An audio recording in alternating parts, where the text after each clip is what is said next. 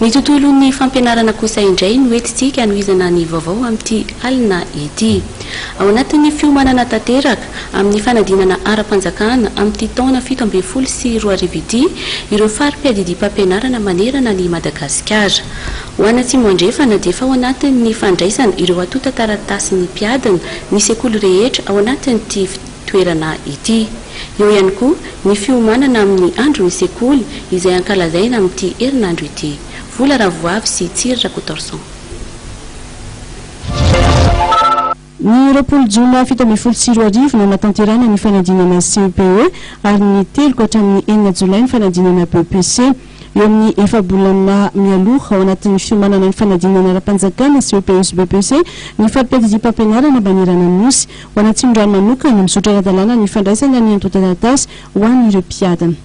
Fantasika ny fanjakana dia CPE sy BPC misokatra moa zany ny fisoratananarana ary efa fandraisana ny dossier zakay mariny tona zany fa ny fanadina panjakana dia isandavana droit zero ariary baolina ho an'ny CPE na ny BPC tamin'ny fampiratiana tanarana Tsimorano. Hatramin'ny taona lasa moa zay no baikina ny fitena panjakana isandavana droit zany ny fanadina panjakana zay zany mandreny dossier hatramin'ny faran'ilay date d'inscription zany any amin'ny farany volana mars. Tsisy réclamation voalohany le fandraisana ny dossier hatreto aloha zany satria mbola ao anatin'ny tsara zao mbola tsisy ny réclamation misy any moa zany ny fahatongavan'ny sekoly izay tsy ampina izay tsy nahazo progression d'ouverture dia naporsiana moa zay karakara izay ao anandraisana ny dossier.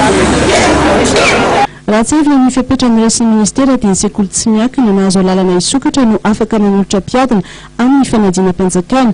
Mikasika ny andron'ny sekoly izay ankarazana ny 15 ka hatramin'ny 17 ny volana febroary manana fandaharam-potoana ny Cisco Atsimon-drano. Anetanivan'ny Cisco zany misy aloha zany ny fanetana communication Cisco amin'ny sekoly manodidina dia ny fambolena karakarana ny zaridaina tsekoly zany dia fanadiovana ny afitrano sekoly rehetra sy manodidina sekoly.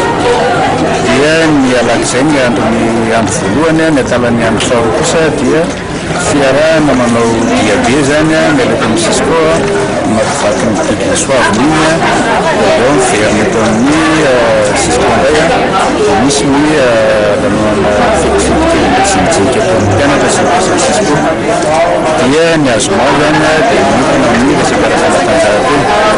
Valambem-polo isanjato ny tapa-hafana tamin'ny fanadinana CPE ny taona 12 sy 20 ary 17 isanjato kosa ny BPC.